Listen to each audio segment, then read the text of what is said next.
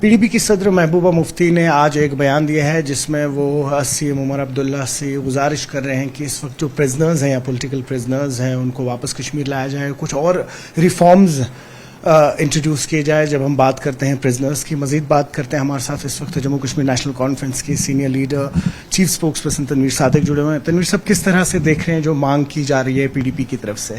دیکھیں, پہلے تو میں آپ کو بڑے وثوق سے بولنا چاہوں گا کہ نیشنل کانفرنس بار بار یہ کہتی ہے کہ جتنے بھی ہمارے بچے باہر جیلوں میں بند ہیں ان کے اوپر نظر ثانی ہونی چاہیے, جن کے خلاف کیسز کوئی اسٹرانگ نہیں ہے ان کو جلد سے جلد رہا کرنا چاہیے, اور باقیوں کو یہاں اپنے گھر جموں کشمیر میں لایا جائے.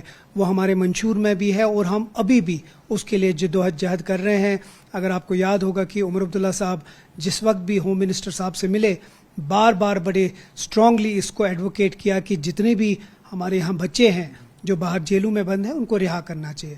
لیکن جہاں تک محبوبہ جی کا سوال ہے, حیرانی مجھے اس بات کی ہے کہ جو وزیر اعلیٰ تب تھیں, چاہے وہ 15, 16, 17, 18, جن ہاتھوں نے اس ایف آئی آر پہ سائن کیا ہے وہی میڈیا کے لیے آج یہاں ایک تھیٹر بنا رہی ہے, ایک ڈرامہ کر رہی ہے.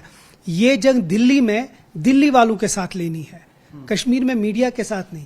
وہ تو ہم آرام سے یہاں کر سکتے ہیں, کل ہی ہم جا کے کھڑا ہو سکتے ہیں, اس سے کوئی فائدہ نہیں ہوگا کیونکہ جو ہوم ڈپارٹمنٹ ہے وہ سینٹرلی رولڈ ہے. ایم ایچ اے دلی کے پاس ہے, ہوم ڈپارٹمنٹ دلی کے پاس ہے.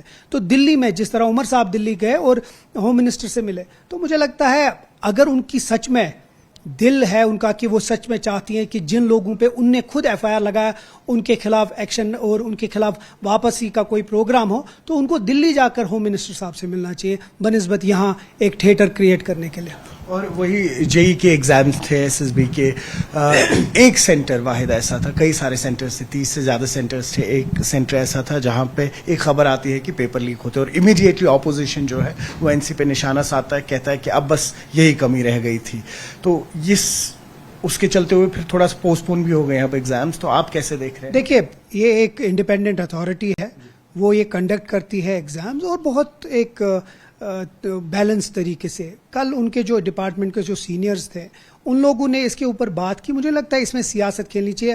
مجھے افسوس ہے کہ جب بھی اپوزیشن والے بات اٹھاتے ہیں, چاہے وہ ایجوکیشن کی بات ہو چاہے وہ کسی کی بھی بات ہو, وہ ہمارے اوپر تانا کستے ہیں, جبکہ وہ جانتے ہیں کہ کچھ چیزیں ہمارے ہاتھ میں نہیں ہیں, وہ گورنر صاحب کے. اور ایک بار بھی, چاہے وہ پی سی کے لیڈر ہیں, پی ڈی پی کے لیڈر ہیں یا باقی ہے, ایک بار بھی وہ بی جے پی کے بارے میں بات نہیں کرتے. جہاں تک ہمارے جو اسٹوڈنٹس ہیں ان کے مستقبل کے بارے میں ہم بالکل صحیح طریقے سے سوچ رہے ہیں, اور کہیں بھی اگر کوئی داد لیا ہوئی اس کے اوپر ایکشن لے گا. جو ہماری ایجوکیشن منسٹر ہیں ان نے بھی اس کو اسٹرانگلی لیا ہے, اور جو اس میں ٹھیک کرنا ہوگا وہ ضرور کریں گے. بہت شکریہ. نیوز 18 کے لیے آفاق شاہ کے ساتھ سری نگر سے میں سروش کفیل.